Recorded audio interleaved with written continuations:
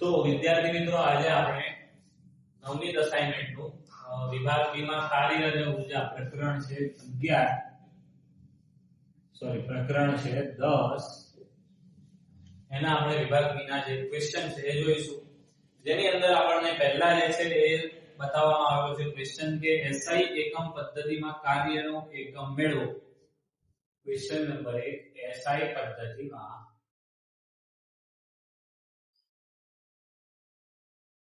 કાર્યનો એકમ મેળવો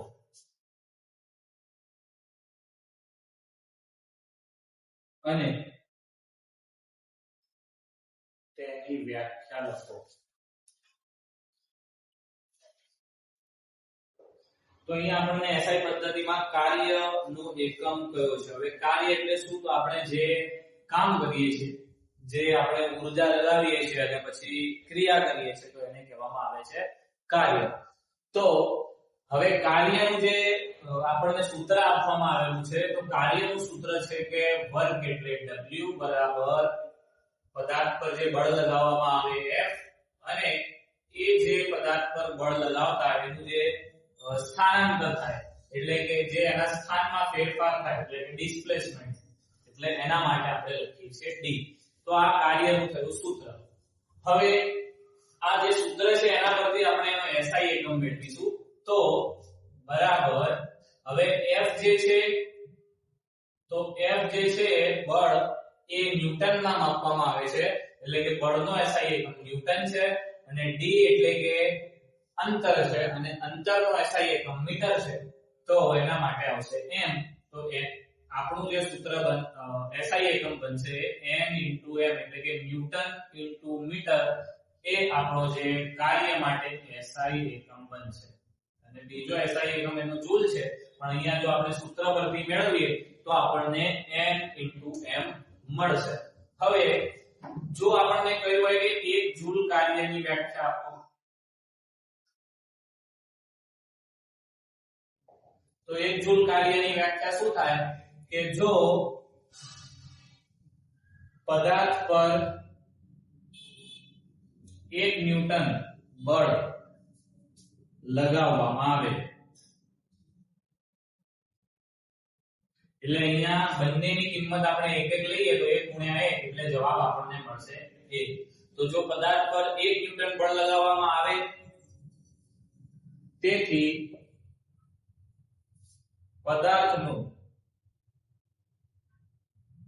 1 મીટર જેટલું સ્થાનાંતર થાય તો 1 જૂલ કાર્ય કર્યું અથવા થયું તેમ કહેવાય। બરાબર છે। તો જે આપણે બળ લગાવ્યો એ 1 ન્યૂટન છે અને જે વસ્તુનું બળ લગાવતા સ્થાનાંતર થાય છે એ 1 મીટર જેટલું થાય છે તો એની ઉપર આપણે 1 જૂલ કાર્ય કર્યું તેમ કહેવાય। ક્વેશ્ચન નંબર આપણને 2 આપવામાં આવેલો છે કે ઊર્જાના મુખ્ય પ્રકારો લખો। ઊર્જાના મુખ્ય પ્રકારો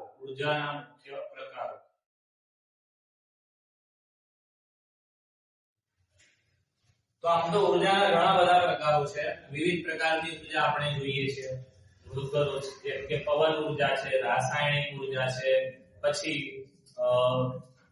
સૂર્ય ઊર્જા છે, પ્રકાશ ઊર્જા છે। તો આ બધા અલગ અલગ ઊર્જાના પ્રકારો છે જેમાં આપણને મુખ્યત્વે અહીંયા ઊર્જાના પ્રકારોમાં આપણા જે સિલેબસમાં છે એ કયા ઊર્જાના પ્રકારો આપવામાં આવેલા છે તો એક તો છે કે ગતિ ઊર્જા, બીજી છે સ્થિતિ ઊર્જા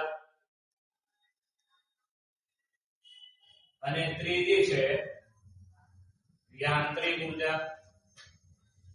તો અહીંયા આપણને આ ઊર્જાના મુખ્ય પ્રકારો બતાવવામાં આવેલા છે। આ છે ઊર્જાના પ્રકારો। ક્વેશ્ચન નંબર 3 આપેલો છે ગતિ ઊર્જાના 4 ઉદાહરણ લખો। ગતિ ઊર્જાના 4 ઉદાહરણ।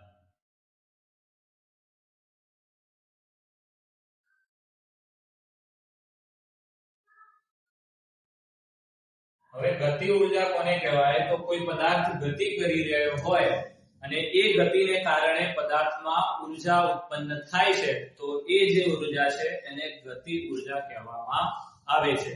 જેમ કે કોઈ વ્યક્તિ ચાલતો હોય અને બીજા વ્યક્તિ સાથે ટકરાય તો એની ઈજા ઓછી થાય, પણ જો એક વ્યક્તિ દોડીને આવતો હોય એટલે ગતિમાં છે અને એ ગતિને કારણે હવે એની અંદર ઊર્જા ઉદ્ભવી છે અને હવે જે એ બીજા વ્યક્તિ સાથે ટકરાશે તો એને વધારે ઈજા પહોંચશે, એટલે કે એના ગતિમાં હોવાને લીધે એમાં ઊર્જા ઉદ્ભવી તો એને કહેવામાં આવે છે ગતિ ઊર્જા. તો હવે ઉદાહરણો શું છે? તો વાહનની ગતિને લીધે તેમાં ઉદ્ભવતી ઊર્જા, એટલે વાહન ગતિ કરી રહ્યો હોય તો એમાં ઉદ્ભવતી જે ઊર્જા હોય તો કોઈ પણ વસ્તુ જે છે એ ગતિ કરી રહી હોય તો એના દ્વારા ઉદ્ભવતી ઊર્જા. પંખાની ગતિને લીધે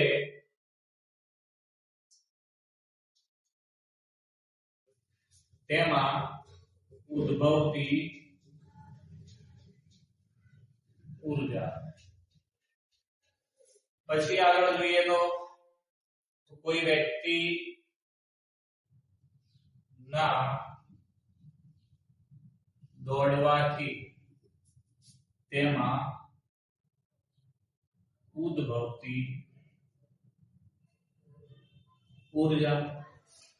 અને ચોથું કે વાહન છે સાયકલ ની ગતિને લીધે તેમાં ઉદ્ભવતી ઊર્જા.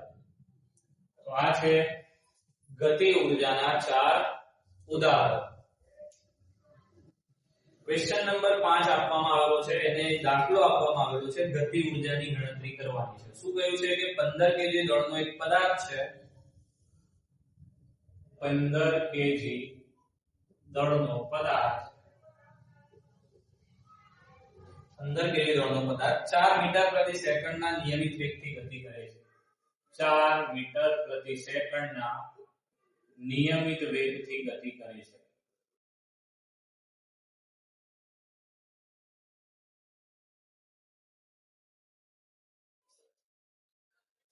નિયમિત વેગથી ગતિ કરે છે તો પદાર્થની ગતિ ઊર્જા કેટલી? તો તેની ગતિ ઊર્જા કેટલી? તો પદાર્થની ગતિ ઊર્જા શોધવા માટેનું જે સૂત્ર છે એ છે EK, એટલે કે કાઇનેટિક એનર્જી એટલે કે ગતિ ઊર્જા બરાબર 1/2 mv². તો આ આપણને એનું સૂત્ર આપવામાં આવ્યું છે. કોઈ પદાર્થમાં ગતિ ઊર્જા એટલે કે જે પદાર્થ ગતિમાં હોય એના કારણે એમાં કેટલી ઊર્જા ઉદ્ભવે એના આપણે મૂલ્ય શોધવા માટે ઊર્જાનું આ જે સૂત્ર છે ગતિ ઊર્જા માટે આપવામાં આવેલું છે. હવે એમાં બે કિંમતો આપેલી છે. 15 કેજી દળ એટલે દળને દર્શાવાય m વડે તો એ 15 કિલોગ્રામ આપેલું છે, અને બીજી જે કિંમત છે 4 મીટર પ્રતિ સેકન્ડના વેગથી, તો વેગને દર્શાવાય છે v વડે અને એની કિંમત આપેલી છે 4 મીટર પ્રતિ સેકન્ડમાં જ આપેલી છે. બસ તો m ની જગ્યાએ અને v ની જગ્યાએ આ સૂત્રમાં કિંમત મૂકી દઈએ તો 1/2 m ની કિંમત છે 15 અને v² એટલે બે વખત મૂકીશું કેમ કે વર્ગ છે તો 4 * 4, તો 2 થી 2 દુ 4 કટ થશે, 15 દુ 30 અને 30 ચોક 120 જૂલ આપણને એની જે ગતિ ઊર્જા છે એ મળશે. ક્વેશ્ચન નંબર 6 ની અંદર પણ આપણને દાખલો આપવામાં આવેલો છે. શું કહ્યું છે? તો 12 કેજી દળનો એક પદાર્થ છે, 12 કિલોગ્રામ દળ ધરાવતો પદાર્થ છે.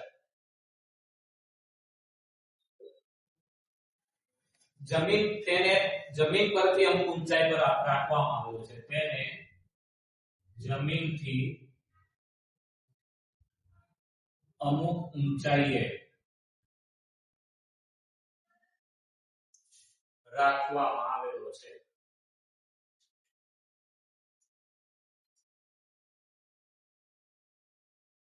જો આ પદાર્થની સ્થિતિ ઊર્જા 480 જૂલ હોય, આ પદાર્થની અહીંયા આપણને સ્થિતિ ઊર્જા આપી છે, પદાર્થની સ્થિતિ ઊર્જા 480 જૂલ હોય તો પદાર્થની સાપેક્ષ ઊંચાઈ કેટલી? પદાર્થની સાપેક્ષ ઊંચાઈ એટલે ઊંચાઈ, પદાર્થની ઊંચાઈ કેટલી? ઊંચાઈ એટલે h શોધવાનું છે. 12 કેજી આપણને અહીંયા દળ આપવામાં આવેલો છે તો દળને દર્શાવીશું m વડે. m બરાબર જે છે 12 કિલોગ્રામ. હવે જો અહીંયા આપણને સ્થિતિ ઊર્જા આપવામાં આવેલી છે તો સ્થિતિ ઊર્જાનું જે સૂત્ર છે એ મૂકવું પડે તો સ્થિતિ ઊર્જા u બરાબર સૂત્ર છે m ગુણ્યા g ગુણ્યા h. આ સ્થિતિ ઊર્જા શોધવા માટેનું સૂત્ર છે. હવે આ જે સૂત્રમાં કઈ કઈ કિંમતો આવે છે તો એક m દળ આવે છે તો દળ આપેલું છે. g ગુરુત્વ પ્રવેગ g નું મૂલ્ય આપણે જાણીએ છીએ કે 9.8 છે અને એકમ એનો ms-2 હોય છે. જો કિંમતમાં 10 આપેલું હોય તો g નું મૂલ્ય 10 લેવું, નહીં તો પછી એનું મૂલ્ય 9.8 લેવામાં આવે છે અને ઊંચાઈ આપણે અહીંયા શોધવાની છે. અને u ની કિંમત આપણને આપી દીધી છે સ્થિતિ ઊર્જા 480 જૂલ. તો u ની જગ્યાએ 480 કિંમત મૂકી દઈએ બધામાં. m ની કિંમત છે 12 ગુણ્યા g ની કિંમત 9.8 ગુણ્યા h. હવે h ને જો સૂત્ર કરતા બનાવીએ તો આ બંને જે કિંમતો છે એ એના છેદમાં જશે. તો 480 અહીંયા ગુણાકારમાં આપેલી છે, અહીંયા છેદમાં જશે તો 480 ના છેદમાં 12 ગુણ્યા 9.8 બરાબર આવશે h. તો 12 4 48 અને પાછળ 0 એટલે અહીંયા ઉપર વધશે 40, નીચે 9.8 એટલે 98 કરી દઈએ. નીચે 10 થી ગુણાકાર 9.8 ને તો ઉપર પણ 10 થી. તો અહીંયા થઈ જશે 400, નીચે થશે 98. તો 400 ને જો 98 વડે ભાગીએ તો 98 ચોક 8 ચોક 32 નો 2 વધી 3 9 ચોક 36 ને 3 39. તો 98 ચોક 392. 8 વડે 0 ફરીથી 0 તો ઉપર 0 આવશે. હવે 98 ગુણ્યા 8 કરીએ